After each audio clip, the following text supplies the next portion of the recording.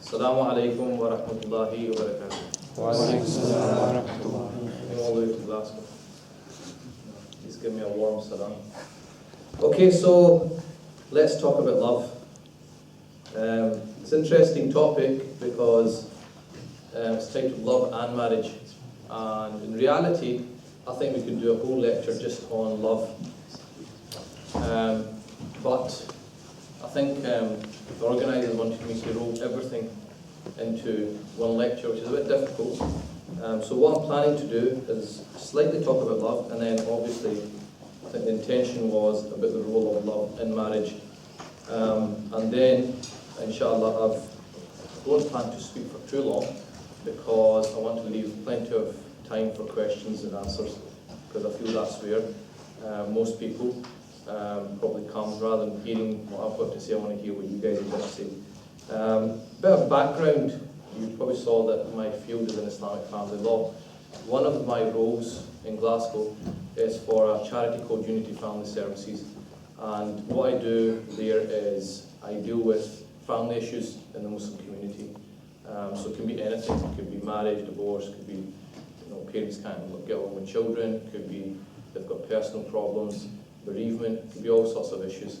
So it's kind of my area, and I've got a lot of cases, a lot of experience in dealing with people in different scenarios.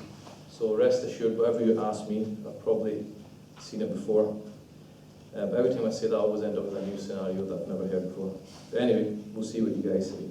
So anyway, let's talk about love. Is there love in Islam? The first question we have to ask. Because recently I was listening to, I went to an event and the speaker was speaking, and he mentioned that some preacher somewhere had said there's no love in Islam, that love is a Christian concept. There's no love in Islam. It's a very strange thing to say, because I was looking at a book only last night. It's called Muhabba. It's a book called, talks about the love of Allah subhanahu wa ta'ala. It's a whole book on about Ibn Qayyim.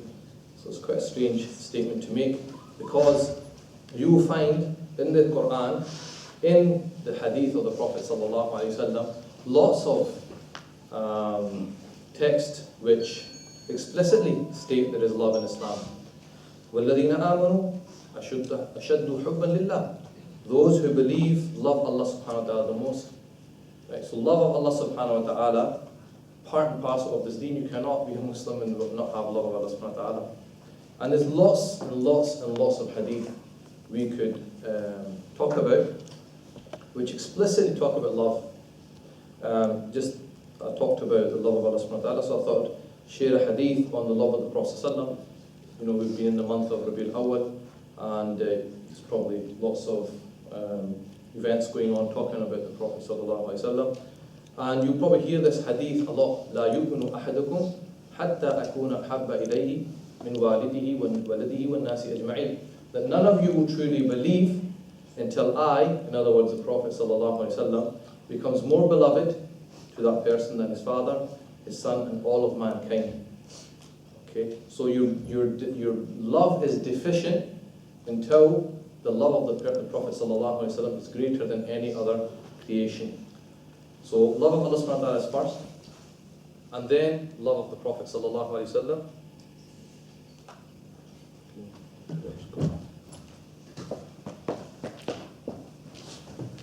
Your batteries are gone already.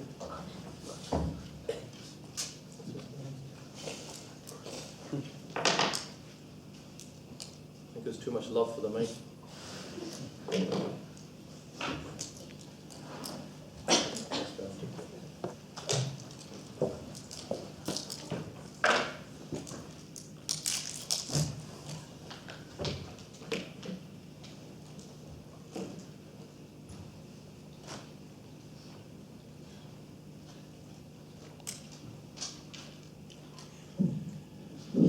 Okay, what was I talking about?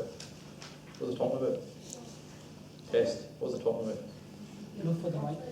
Love for the mic, that's right. So, like I was saying, but there are degrees or darajat of love. The first and foremost is love for Allah subhanahu wa ta'ala. And actually all other love comes from this love, because the love of the Prophet ﷺ is because what? Because it connects you to Allah subhanahu wa ta'ala. And then we have other types of love: love for your parents, love for your spouse, love for your children, even love for wealth, love for career, all sorts of types of loves we've got. Some are positive types of love, some are negative types of love. So the first and foremost thing to say is there of course is love in Islam, and lots of hadith and also verses allude to that. However, they're in that order: love of Allah, love of the Prophet ﷺ, and then after the love of the Prophet ﷺ comes your parents and everybody else. So like I said, love is there, but it can be positive or negative. So you have negative love and positive love. What's positive love? Positive is, such as this hadith in Bukhari, the one who attains the following three things will taste the sweetness of faith, sweetness of Iman, to make Allah and His Messenger more beloved to himself than anything else. Okay, so that is a positive type of love. What's a negative type of love? حب الدنيا رأس كل خطيئة. The love of this world is the origin of all sin. Okay, so the dunya, the love for the dunya, makes man do all sorts of things which he, if he understood, he wouldn't do. But the love of the dunya, because it's in his being and he has to control that. If he doesn't control it, goes out of control, then he starts to run after his desires and run after the dunya. So this is a negative type of love. Okay, and obviously you can have negative types of love in marriage as well.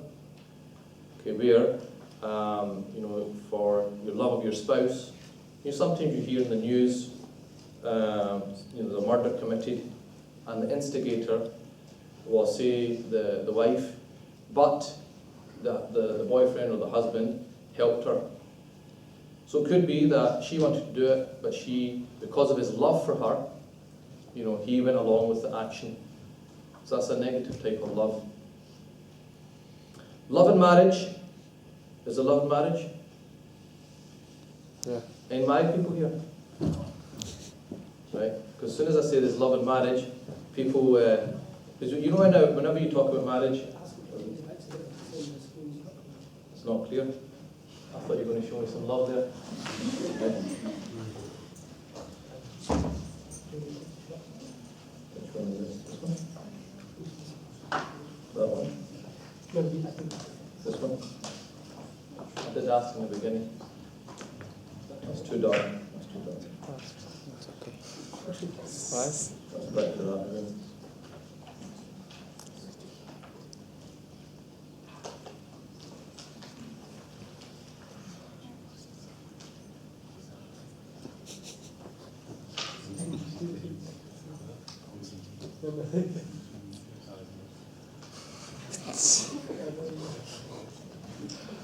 Maybe start over again.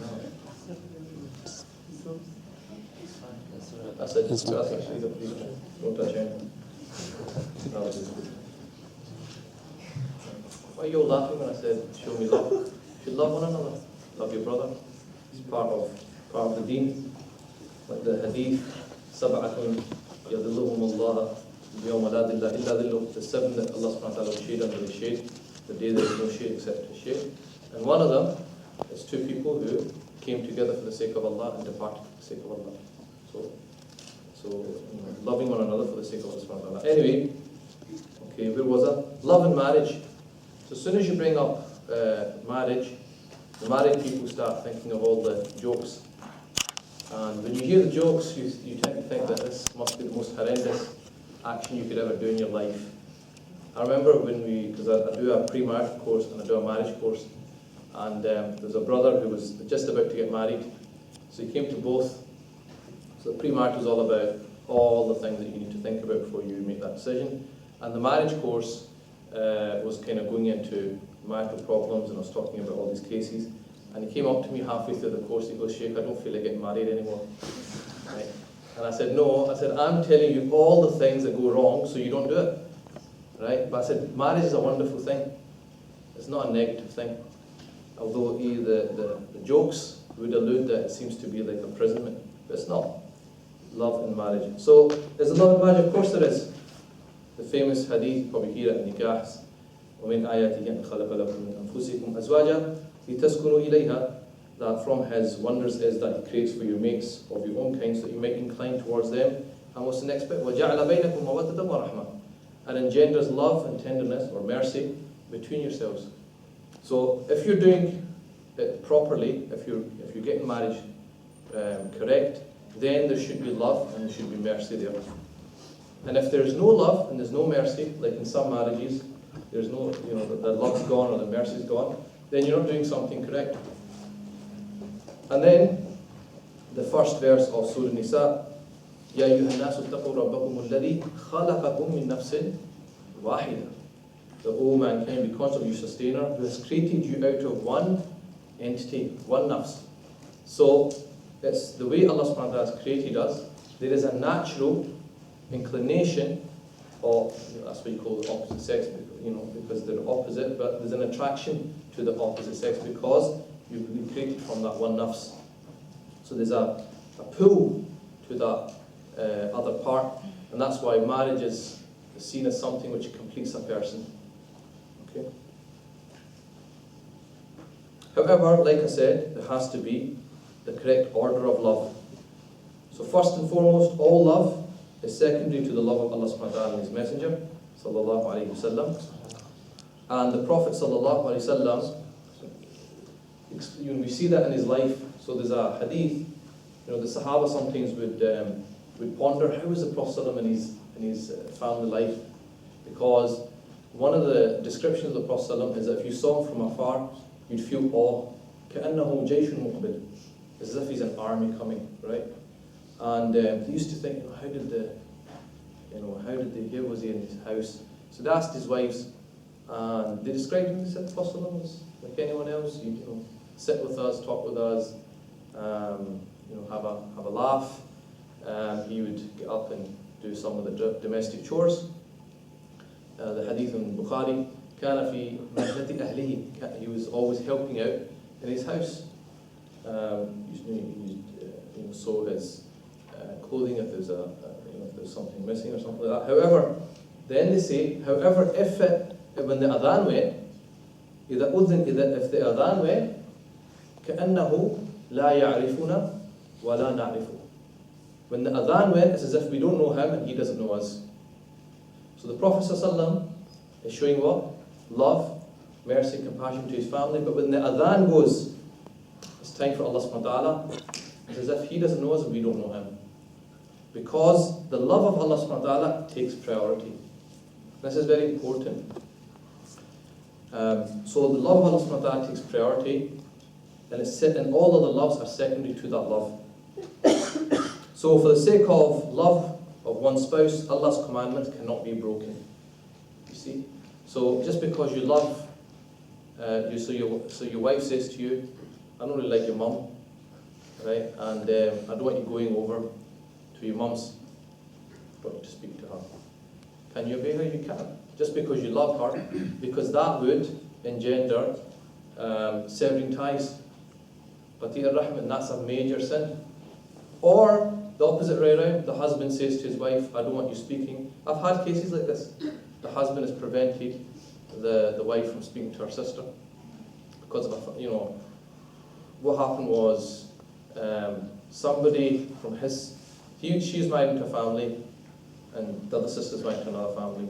So somebody from this family got married to somebody from this family. Okay. So they got married and they got divorced. So a big family feud happened. And because of the family feud, he told her, right, you're not allowed to speak to your sister. You're not allowed to go with her, not allowed to speak to her. Haram. You cannot prevent, your person speaking from speaking to their siblings, because that's severing ties. So just because of love, just because you love your spouse doesn't mean you should follow everything they want you to do. If it's in conformity to the Sharia, no problem. If it's against the Sharia, then you cannot follow them. So if you understand your love properly, that Allah subhanahu wa ta'ala's love comes first, then you will understand what is right and what's wrong, what you should do and what you shouldn't do. That's why they say, لا طاعة لمخلوق في معصية الخالق. There is no obedience to the created if there is disobedience to the Creator. Real love. So what we want, or what Islam tries to engender, is real, deep, long-lasting love. And it's interesting because sometimes there's a confusion, or what you think is love is not actually love, it's actually lust. So if we look at the example of Khadija radiallahu anha, we see what real love is. So we know the Prophet ﷺ was given his message at the age of 40, and what happens? He's in shock of what's happened. He goes down from the Mount of Hira to his wife, and he says, Zammiluni, Zammiluni, cover me, cover me. And she says, what's happened? He explains what happened. And she gives him solace, she gives him support, emotional comfort, and she says to him that, you know, Allah subhanahu wa ta'ala would not disgrace you, and describes all his good characters. She even takes him to her cousin, who is an old person, but he's of the Christian faith, and he talks about the coming of a prophet after Isa alayhi salam, and when the Prophet explains what happened, he says, this is Jibreel, because he was a person of scripture. This is Jibreel, it's come to you, and he said that, and then he predicted, he said, people will kind of throw you out, because this is what happens. And then the Prophet said, they're going to throw me out? He said, yes. And he said, if Allah gives me life, I will support you. So she does all this. She's the first person to become Muslim. And so, when the going gets tough, right? When the going gets tough, Khadija is there for the Prophet ﷺ. She's there through thick and thin. She's there, she gives him financial support, emotional support, every type of support. Even when it's hard times, the Quraysh are ganging up, there's lots of hardship, she's there for him. That's why when she died, the year she died, and also it's the year that Abu Talib dies, his protector, it's called the year of sorrow. Aisha, who never saw Khadija, later on said, I'm never more jealous of another woman than Khadija. She's never seen her. Why was she so jealous? Because of the way the Prophet used to mention her. He used to mention Khadija even in later life, because of his deep love for her. So he never forgot what she did for him. That's real deep love, being there for that person through thick and thin. Love, marriage or arranged marriage. It's quite something interesting I want to read to you guys. It says, according to research, those in arranged marriages or who have had their partner chosen for them by a parent or matchmaker tend to feel more in love as time grows, whereas those in regular marriages feel less in love over time. This is from an article. It's called Why an Arranged Marriage. If you Google it, you'll find it in 2011. It's quite interesting. I'm going to read parts of it to you. It says, in love, couples who have their other half chosen for them have a stronger marriage because their love grows over time, and within 10 years, the connection felt by those in arranged marriages is said to be as twice as strong. Relationship experts claim this is because arranged matches are carefully considered with thought going into whether potential partners' families, interests and life goals are compatible. Blah, blah, blah. Harvard academic Dr. Robert Epstein has studied the subject of arranged marriages for 8 years, looking at approaches taken in cultural groups including Indian, Pakistani and Orthodox Jewish. He has interviewed more than 100 couples in arranged marriages to assess the strength of feeling and studied his findings against more than 30 years of research into love in Western and arranged marriages. Blah, blah, blah. He believes this is because Westerners leave their love lives to chance or fate, often confusing love with lust, whereas those in other cultures look for more than just passion. And he goes on, blah, blah, blah. But people should be able to distinguish, he said in the West, physical attraction is very important. And he says people must be able to distinguish lust from love. Strong physical attraction is very dangerous and it can be blinding. Interesting. That's some research has been done.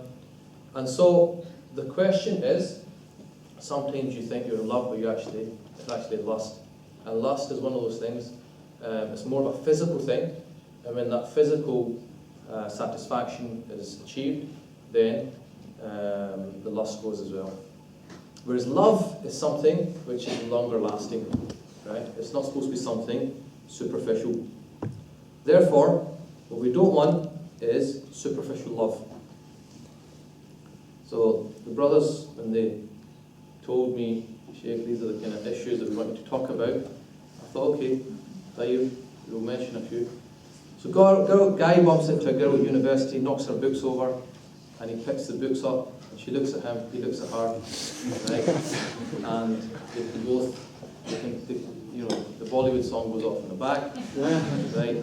And the janitor comes out with his brush, starts dancing, right? Everyone's happy. So this kind of thing, you open the door, you see each other, and you fall in love. Right? Call it love. Is it love or is it lust? Right? We have to really ask ourselves. Because how can there's a physical attraction there, yes, but is there all the other component parts which is going to make that a sustainable love in a marital relationship? So, is it Bollywood love or is it Bollywood lust? And I think this is another issue, is that because we're bombarded so often, Valentine's Day is coming up next week, right? You're bombarded with love, whether it's films, whether it's, if you watch Bollywood films, just forget it, right? Because they're all about, I think, all there ever is one storyline, there's a boy and a girl falling in love, and all society saying, no, it can't happen, and they say, yes, it can happen. The father's not for it, and the mother's not for it, and they're from different social backgrounds, and and all kind of, after 3 hours of watching the movie, you can tell the plot in the first 5 minutes. Everybody comes round, everyone's hunky-dory, everyone's happy-chappy, and that's it. Great, life's great. It's good in Bollywood, but even the actors themselves, they're all messed up. If you look at their marriages, right? So even the people acting these scenes, in reality, you look at their marriages, how many of them actually last, right? So we have to be very careful of what we think is love and not confuse it. And that's why the Prophet ﷺ said, "Hubbuka shay yurmi wa yusim." Your love for something can make you blind and deaf. Okay? Sometimes if you let your emotions take over without thinking things through your brain, then even though the writing's on the wall, so to speak, and you should not marry that person, right? Because you're so in love, you're not listening to anybody and you go ahead with it. I've got people, because I deal with them, I always have to find out the background. Some of them are in love marriages, they met at university and all the rest of it, and they're sitting in front of me contemplating divorce. Where's the love gone? Because what they made that decision based on, there wasn't enough information, there wasn't enough thinking done. It was too superficial. And then once reality hits home, after a few years, and they realise the role of the families, the reality of that person comes out. Because in university or wherever you are outside, you're only ever going to see the good side of that person when they're looking spick and spanking, colour coordinated hijab, all that kind of thing. Always looking good. Makes me laugh. He makes me laugh, right? Of course, he makes you laugh because he only sees you for half an hour a day. Once you're with him for 24 hours, 7 days a week, we'll see how much he makes you laugh. Yeah? So it's easy when you're just having short bursts to hide. And a lot of the unfortunate, this is very, very unfortunate, a lot of truths come out after marriage. So many couples I've dealt with, she say, I never knew that he was in so much debt, never told me. I never knew, he had a drinking problem. I never knew he had this problem. Or he'll say the same. I never knew that she's actually going out with someone at the time when I was looking to get married to her. I didn't know about her anger problem. So a lot of things, people smooth them over. No one is really that inclined to tell you all the kind of defects. So when it comes to choosing a partner criteria, you have to say what the Prophet ﷺ said. You've probably heard this hadith lots of times. تُنْكَحُ الْمَرْأَةُ لِأَرْبَعٍ. That a woman is married for 4 reasons. What are they? This basically means that people will marry for these types of reasons: wealth, maliha, nasab, nasabiha, family rank, jamal, the beauty, and piety, deen. فَرْفَضْ بِذَاتِ الدِّينِ تَرِبَتْ يَدَاكَ. Therefore, choose the possessor of piety and achieve success. Because if somebody has piety, then they will know their order of love, that Allah subhanahu wa ta'ala's love comes first, then the Prophet, and then everything else in the order. And they're also going to help you in the right direction, going towards the hereafter. Okay? The Prophet ﷺ said, that's for men. For women, the Prophet said, if a person comes to you, مَنْ تَرْضَوْنَ دِينَهُ وَخُلُقَهُ, religion and character, 2 characteristics, please you, then give your daughters, فَزَوِّجُوا, then please give your daughters to them in marriage, or marry them. If you do not, there will be great mischief and tribulations on the earth. Okay. All other kind of things are important as well, such as education, social background, and so forth. But these are the kind of main criteria, and these are the kind of things that people look at. So, just as there are priorities of love, when you're looking at somebody for long-term marriage, you have to also prioritize what are the things that are the most important and what are superficial issues. Whether you like, our favourite colour is blue and yours is pink, it's not really going to make a huge difference to your married life. But, you know, if you're going in 2 different directions, you want to go this way, she wants to go that way, then that is going to cause problems for you. So guidelines. First and foremost, love of Allah subhanahu wa ta'ala is paramount, and therefore if you love Allah subhanahu wa ta'ala, you will be always prioritising His law over everything. So such as what? Such as khalwa. And what's khalwa? It's not a type of halwa, right? Khalwa is being alone with a person of the opposite sex, because the hadith of Prophet says the third is shaitan. And I know of situations where you know, people have got themselves into problems, fornication and so forth. And that couldn't have happened unless they had broken this golden rule, which is khalwa. These rules are there for your protection. Break them and you have to suffer the consequences. So Allah's laws are there for our own protection, benefit. Break them and you will bear the consequences. The Sharia, Allah subhanahu wa ta'ala, why has He given you this deen? Why has He sent the Prophet sallallahu to explain it to you? He's given you a way of life. Right? This is a way of life. Follow this way of life and you have a great life. Break those rules and it's going to have a negative impact on you. So you have to be careful. This is where your emotions, you have to be careful with your emotions, because your brain has got to always be there to say, no, this is against the Sharia, and therefore, even though I really want to do it, I can't do it. And that's why, when it comes to culture, the Sharia takes precedence. So I had a case where a sister and a brother got engaged, and long engagements are not encouraged, because people get excited. I'm going to get married to this person, they can't wait. So even though you tell them, they don't listen, because they get carried away with their emotions and spend a lot of time talking to each other, making promises which you won't be able to keep, right? Making up all sorts of stuff. And what happens is they build up false kind of picture, false hopes, which then when they get married can be problematic. But also, they might get themselves into situations like khalwa, where they're alone together doing things which they know what they shouldn't be doing, but they can't help themselves. So I had a case where the sister was saying, look, I know I am going over the parameters, and I think, you know, what do you advise? I said, get your nikah done. We're studying, we're in 2 different countries. I said, no problem, you know, as long as you're both in agreement, get your nikah. Once you get your nikah done, you're married, doesn't really matter, you can do what you want.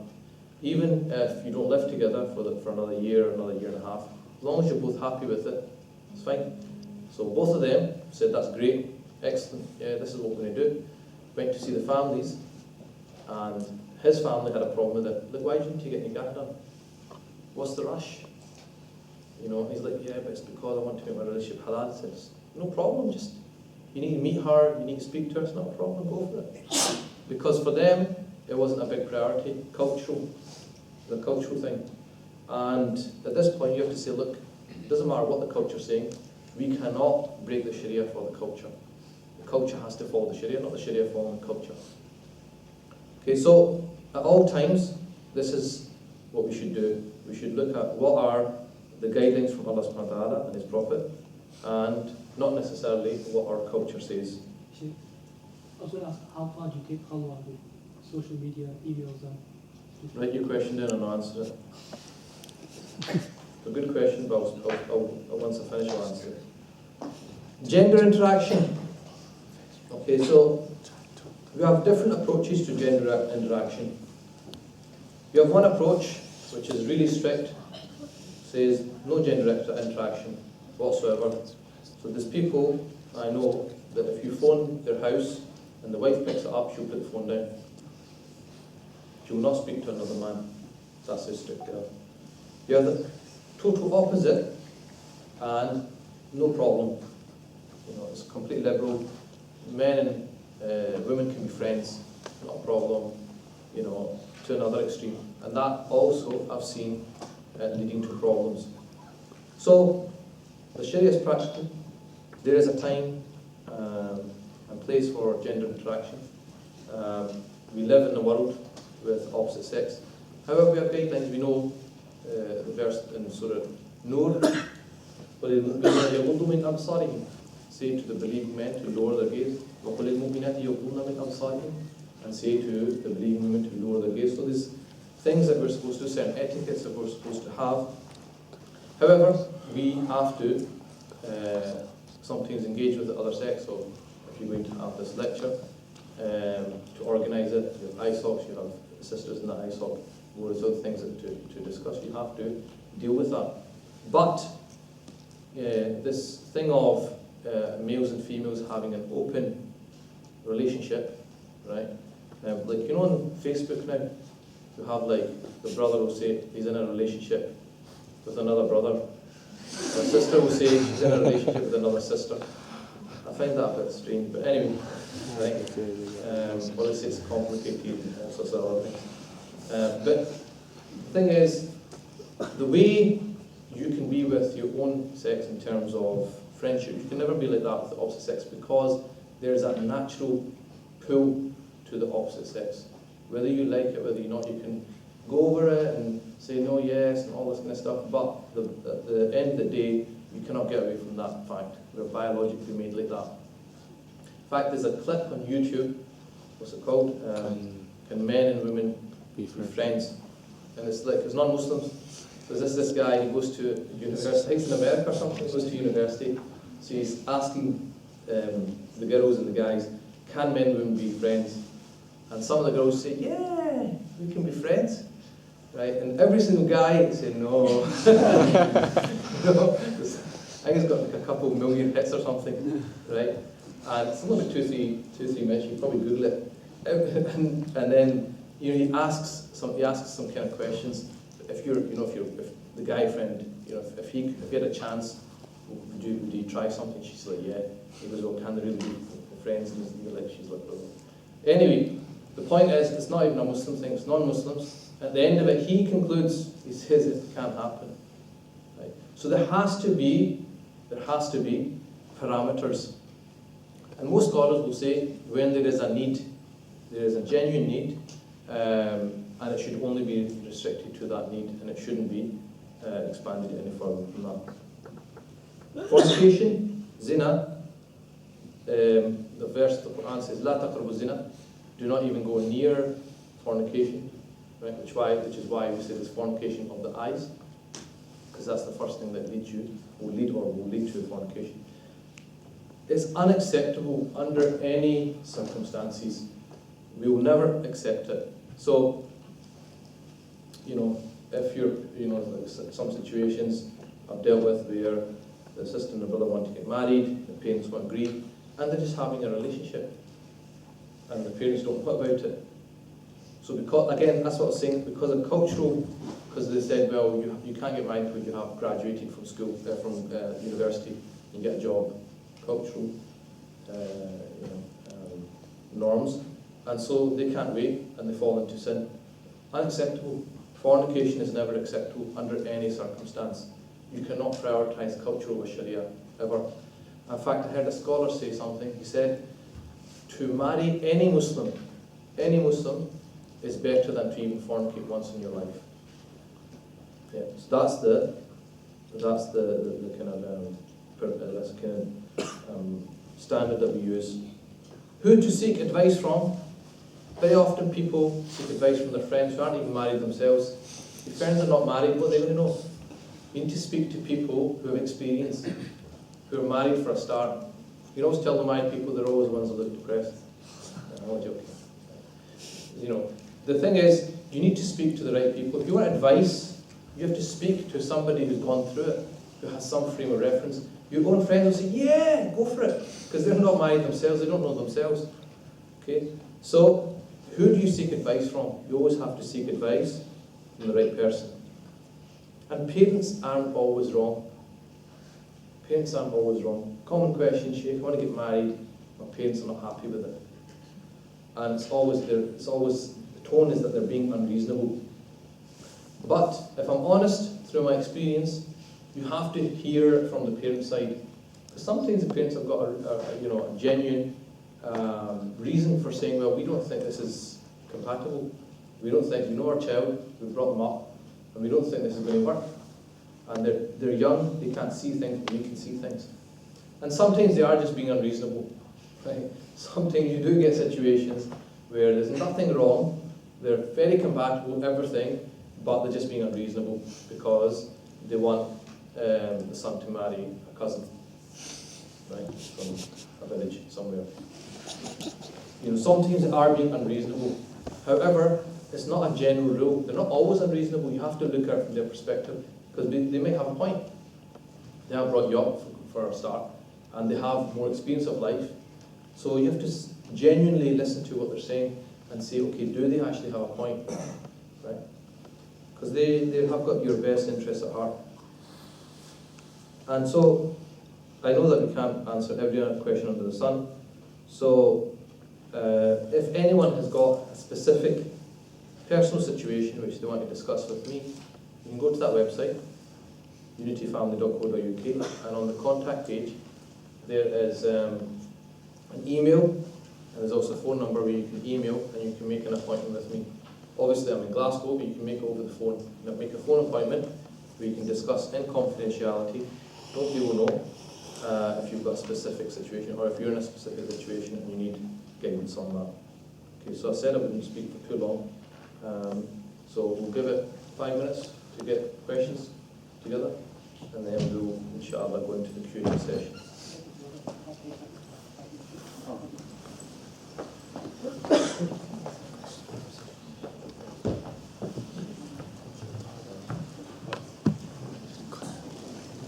Assalamu alaikum everyone. We're just going to have a 5-minute break, inshallah. And we're just going to pass one paper for anyone that wants to ask any questions. I don't want to speak too long because we've got millions of questions now. I don't know where to start. Okay.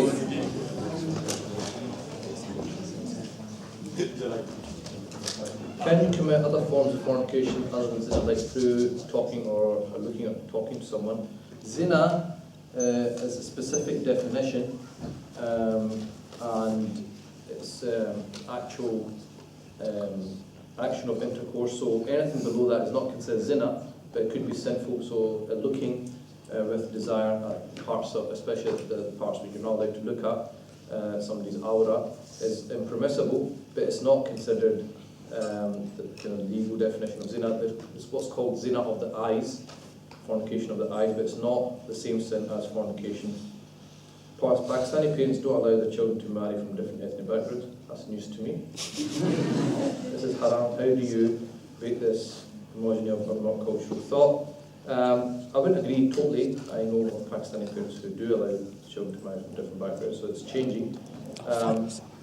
But it comes down to the issue of they believe, or they view it as if you're coming from a similar cultural background, there's going to be similar kind of norms and traditions, and therefore you're more likely to get along. It doesn't always work, but there is a degree of truth in that the more kind of similarity that you have, or common ground you have in terms of mentality, in terms of outlook, goals in life, all that kind of stuff, the more similarity that you have, the more likely, or less obstacles you have, because there's less differences. The more different you are, there are more obstacles, and the more kind of flexible you need to be.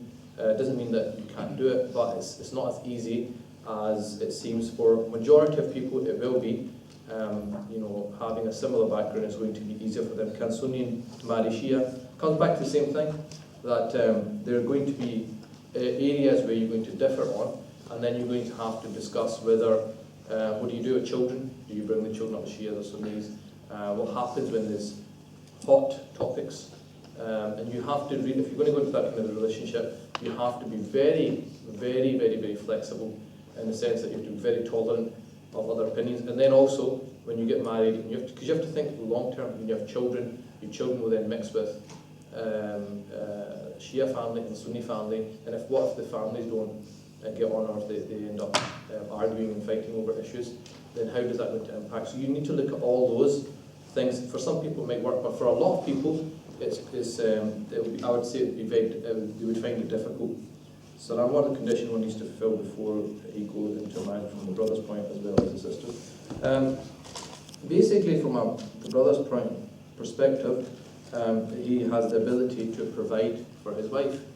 And nafaqa are two things: your shelter, food and clothing, and also food and drink. So he has to be able to provide, financially be able to provide. That doesn't mean that he has to have a 5-bedroom house, and a Mercedes, you know, and take her diamond rings every week. It doesn't have to be all that kind of stuff, or pay for a large wedding. It can be something very humble. You're at university. You know lots of people who are studying, students.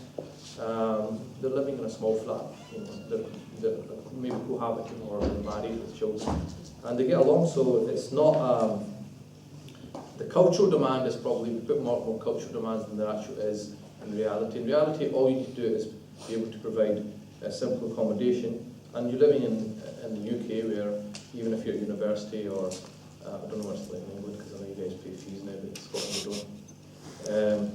But you know, you can get like housing benefit, you can get all sorts of help. So even though you might not be working, or you might not be you're studying full time, you can still get you can still be able to have a flat. I'm afraid to get married. How can I face it? What if my parents give me freedom to choose? What if my parents give me freedom to choose my future partner? How do you face it? Because a lot of times people look at, say, the high divorce rate now we're experiencing in Muslim communities, so they get put off, they think, oh my God, I don't want to get into that situation. However, marriage is part and parcel of this faith. The Prophet ﷺ said, "Nikah min sunnati, وَمَنْ رَغِبَ عَنْ سُنَّتِي فَلَيْسَ مِنِّي." That nikah is from my sunnah, and whoever turns away from my sunnah is not from me. So we should understand that the reward, and also how it's beloved to Allah subhanahu wa ta'ala, and then, you know, when you get involved in marriage, all the rewards that it brings. So if you look at that, there's always going to be an element of things might not happen, that might not go as planned. You know, that's you know, there, and that's why divorce is permissible. But you know, you can't just live it. If you do your homework, you don't rush into anything, think things through, and say, Bismillah, if my parents give me freedom to choose my future partner, excellent. That's I don't know what you'll want. You know, but the thing is, if they give you freedom, you have to be mature enough to discuss it with them, and to really think things through, and not just because you physically like somebody, just to jump in without jumping first, you know, feet first, without thinking things through. What the boundaries of top sex without physical interaction if you're both attracted to one another? There's no chance of future due to family politics. If there's no future, there's no chance, then you call it a day. Because you know, we don't have relationships outside marriage. So unless you can marry that person, if you know it's not going to happen, then it's not for you. And you know, most likely you've brought on the emotional attachment yourself through interaction which you shouldn't have got into, because if there is that attraction to that person and you think that person is a suitable candidate, within 1 or 2 conversations you should know if there's going to be any future in that. This is why the pre-marital course that I designed, a whole day to give people that frame of reference, so that in one conversation you'll know, because you should have thought things through, you should know what you're looking for, and in one conversation you'll know, is this person got ticking the boxes or not, even though you might find attraction to them. Because if they're not ticking the boxes, the attraction, the physical attraction thing's not going to last. It's not going to last you 30 years of marriage. Other things come into it, and families do play a big role. You know, so if you know that there's no future, walk away from it, and you know, look for someone else. How best to approach a sister with the true intention of marriage. So a few other questions like that. You know, if you like somebody, and in terms of ways of doing it, someone asked about, I think, marriage site or something. kuchkuchhotahai.com, daddy.com. There's always funny names coming with. But now obviously there's so many ways. There's websites, people meet at work, people meet at university, and so forth. In terms of it's probably easy if I tell you what the restrictions are. So there can't be khalwa. There can't be unrestricted interaction. So if the person wants to marry that person, which is a noble intention, there's nothing wrong with wanting to marry somebody, then what you need to do, in ideal situations, you get your family involved, and you approach their family. So in some situations that doesn't work, that's not going to happen. You say like a convert might not have a family. So there's the things which are not allowed, you know, are a few things, but as long as you don't break those parameters, there's a lot of flexibility. So a lot of times they'll say, you know, meet somebody with a chaperone, and the chaperone is really just there to ensure that, you know, you're not breaking the parameters. But if you did have a conversation with someone with the pure intention of marriage, I can't say it's haram. You might say it's not advisable, especially if other people are looking, they might, you know, suspect there's more to it. But you can't say it's haram. And if there is that genuine intention of getting married, it has to be done properly in terms that you should be able to, within a very short period of time, to know if that person is the future of that person. If there is a future with that person, then you shouldn't delay. If you want to get married, then go ahead and get married. And at that stage, you know, you should speak to your families. And if they raise objections, then you need to listen to those objections. Have they got a point? And take it on board and be very kind of mature about it. And like I said, not get carried away. But like that hadith says, "Hubbuka shay yu'mi wa yusim," that your love for something can make you blind and deaf, such that you don't listen to anybody. You always have to use your brains. And for a relationship to last a long period of time, it has to be more than just physical attraction. It has to be more than just, you know, he makes me laugh, or I make her laugh, or we click, or this and that. These are important, but there's other factors which are going to come into it, such as the role of family, such as your goals in life, which direction you want to go in, your personalities, a lot of things actually you have to really think about. Especially if a sister's going into, for example, to live with the brother and the extended family, what is that situation she's getting herself into? All that kind of stuff. I've heard that engagement period is important in Islam, but you mentioned that long days are not encouraged. What would you say the ideal length of engagement should be? If parents don't agree with the daughter getting married to a certain guy because they don't think he is good enough, what should she do? First of all, there is khitbah. So you have khitbah, and khitbah is engagement. And the purpose of khitbah is to announce to the world that these two people are going to get married, so that another person doesn't come along and propose, you see. So that's the primary kind of, and also it gives you a chance that, you know, if there's any outstanding questions that need to be answered.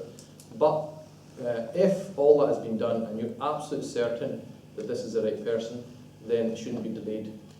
There's a hadith that says that certain things should not be delayed, like a janazah should not be delayed.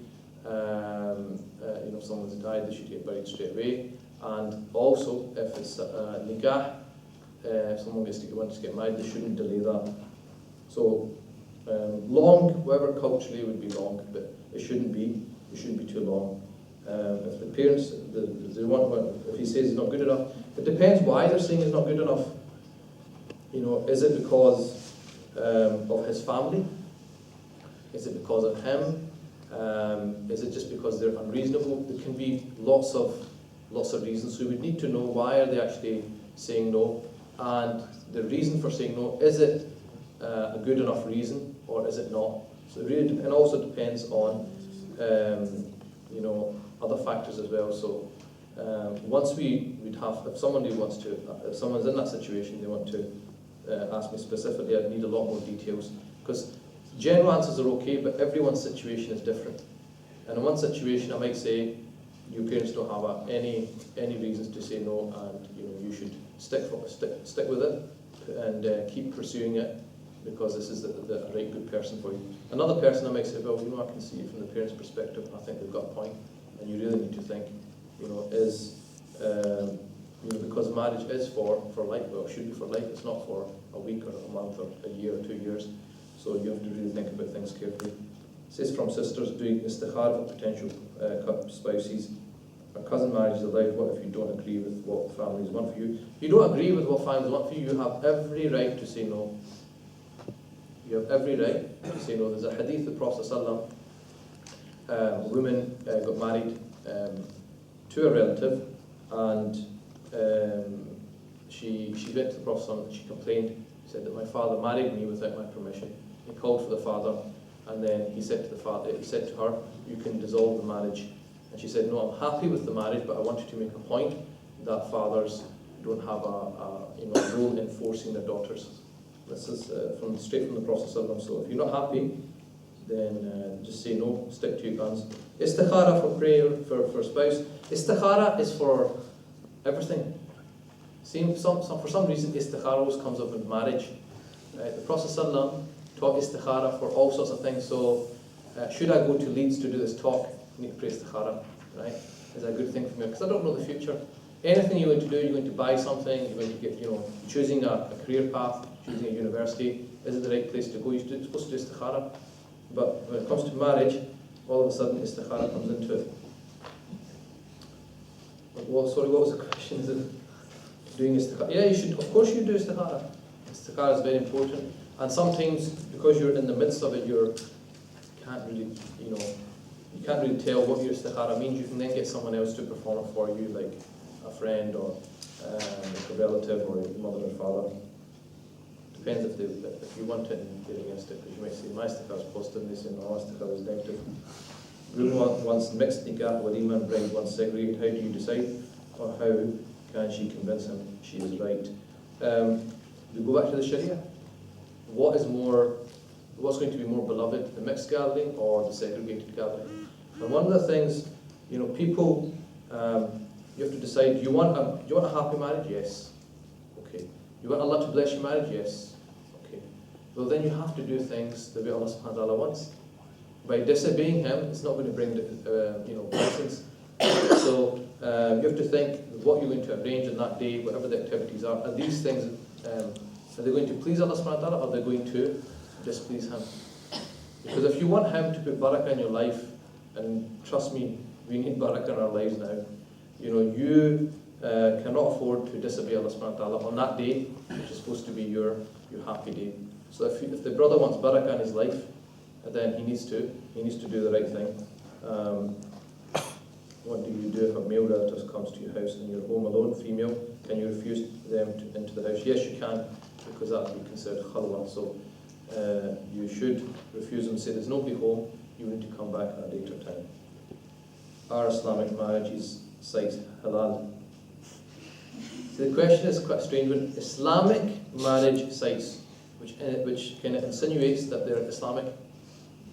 These marriage sites are Islamic, right? Are they halal? Depends, I don't know. I've never really been on kuch.com or shadi.com or any of these other ones. Alhamdulillah, I never had to go down that route. But, you know, for some people, they need to. I think if you're going to use that, then your intention's got to be pure, and the interaction with that person, you have to be very careful of how you interact, because there are people on these sites who have no intention of getting married, and they're just at it. And that's why some of the profiles you read, they'll say, the sister will say, I don't want anyone, you know, any troublemakers or any people that are not interested in marriage. And, you know, unfortunately, people do take advantage of. I know of cases where men who are not interested in marriage have gone and played the whole charade of going to see the person's parents, convincing her that he's going to marry her, and then once he's got his wicked way in a hotel that he got her to pay for, then all of a sudden he was no longer interested in marriage. And this is what he does. He does this continuously, unfortunately. And there's another situation where I dealt with a sister who she met someone through a marriage site, someone from a different ethnic background, and her parents, she knew her parents weren't going to be for it.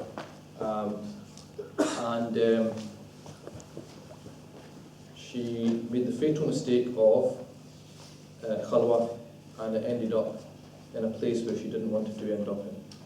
So, like I said, you always have to be aware, and shaitan can always be there. You have to be aware. You have to be honest with yourself. Am I doing the right thing? Everyone knows the right and wrong. If you sit and you really ask yourself and be honest with yourself, you'll know if you're behaving in the right way or wrong way. How would a Reva get married? Guardian? Well, the guardian, she would just appoint somebody. So it could be like the imam, or it could be like a family friend, it could be anyone that she trusts. She could appoint that person as a guardian. In the Hanafi school, the guardian is recommended, especially if she's marrying somebody she's compatible with, so she wouldn't need one per se, but it's good to always have a guardian just as somebody for support. How do you approach parent exam for Reva whose parents disagree with her? How do you approach a parent example for Reva whose parents disagree with her being Muslim? If she or he is a revert, if she's a revert, then she doesn't need her. She can speak to her parents, but she doesn't need them to agree with her choice, because they might not agree. They might look at different things. They might have different goals. But it's always good, even if they're not Muslim, to have their blessings and have them on board, because they are your relatives, and you have to still, even though they're not Muslims, you're supposed to still have good relations with them and try to involve them as much as possible. But if the reason for saying he's not suitable is un-Islamic, then you don't have to follow that. A brother wants his future partner to move in with in-laws. Will they have to share a bathroom and the house? Live his parents and his younger brother. Does she have to move in with them? No, she doesn't have to move in with them. The definition of shelter is to have her own place where she has her own, it was defined as a minimum as a room with a separate bathroom and a separate kitchen, only she has access to. There is an opinion, according to some scholars, that a room would be sufficient, as long as that room is her private space, that would be sufficient. However, if she felt harm from the family by living there, then she could demand her own accommodation. So he can request it, but he cannot force her to live with him and his family. How can socialising with friends with other members of the external, assuming no direct rules are broken, being alone in contact? Yeah, so, and having a more conversation, how are you supposed to find someone? So, the socialising aspect, now we're obviously living in the age of Facebook, Twitter, texting questions, all that kind of stuff. So it's obviously changed, and the interaction is similar to the interaction you have physically. Obviously, the khalwa will not be broken because you're in a different place, they're in a different place, so they can't be. You can't fornicate. You could maybe cyber in a cyber way, right? You probably could, but the physical, traditional way it could happen. So the khalwa is not going to be broken, but there are certain etiquettes and certain behaviourisms that you're supposed to have. So even when you're interacting with the opposite sex in the public, even though there's no khalwa, there's certain adab, certain etiquettes you're supposed to have. So if you are looking and you're looking with desire and there's no intention to get married, then you have to lower your gaze. So obviously with Facebook, you have to watch the tone of the texts. You have to watch the tone of the email, and you have to be very careful that you don't give the wrong message when you're dealing with the opposite sex. And you have to be careful, because what happens is when you're behind the screen, it's easier to kind of lower your kind of inhibitions and get carried away. And that's where istafti qalbak, ask your heart and keep and be aware of how you're behaving. And it might be that after that conversation, you look back and think, I shouldn't have done that, I went overboard. Next time you rectify it. So you have to be careful how you interact with the opposite sex. It doesn't mean just because there's no khalwa, you can just go for it, and just talk about everything under the sun. In the beginning, to have feelings for a non-Muslim, would it be okay to give that person dawah if you are part of the opposite gender? Would it be better to direct them elsewhere? First of all, if you love Allah subhanahu wa ta'ala, and you love the Prophet sallallahu alaihi wasallam more than anything in this world, which is why this thing of marrying Jews and Christians, even if you say it's permissible, although it's makruh, I can't understand why a person would want to marry somebody who does not believe in the Prophet sallallahu alaihi wasallam. Never mind love the Prophet sallallahu alaihi wasallam. How can you even want to marry somebody, be intimate with someone who doesn't love the Prophet sallallahu alaihi wasallam? Yeah. How can, if as a non-Muslim, if they don't believe in God, how can you want to even love somebody who doesn't love Allah subhanahu wa ta'ala? So if your priorities in love are correct, then you'll know this is a physical thing, and I need to control this physical attraction that I've got to that person. Yeah, because no matter what that person, whatever that person's got, if they do not have love of Allah, they don't have love of the Prophet ﷺ, then that's not the person you should be with. There's now a movement down south. You might have come across it, of Muslim women. Born Muslim women are now starting to marry non-Muslim men. If you know that two of your friends, which is a classical position, it's not a marriage, it's considered fornication, but they found some imam. These days you can always find an imam or find somebody. There was an imam, they said there was an imam in France who married the first homosexual couple together. Now they found this imam in London somewhere who marries Muslim women to non-Muslim men. You always find, they always call him imam or a cleric, but they call anyone who had anyone with a beard and a hat as a cleric or an imam. If you know two of your friends are in a relationship, the Muslims always say, what is Islam view? How should you should give them sincere advice, and it's all about how you give advice. You say, ittaqillah, right? Fear of Allah, this is haram, right? You're going to the hellfire and all this kind of stuff. They're not going to listen to you. Yeah. You have to advise them and say, look, this is not the correct way of doing things. You need to really think about what you're doing and give them advice in a nice way. It's like the verse that the brother was reading, وَجَادِلْهُمْ بِالَّتِي هِيَ أَحْسَنُ. Discuss with people in a better way, in a nice way. In summary, one of the ways to approach your parenting is, if your family is non-Muslim, who do I marry? Who do I approach when I would like to get married? I find a future spouse. Basically, if your family is non-Muslim, then it'll be the Muslims around you, like maybe your teacher, or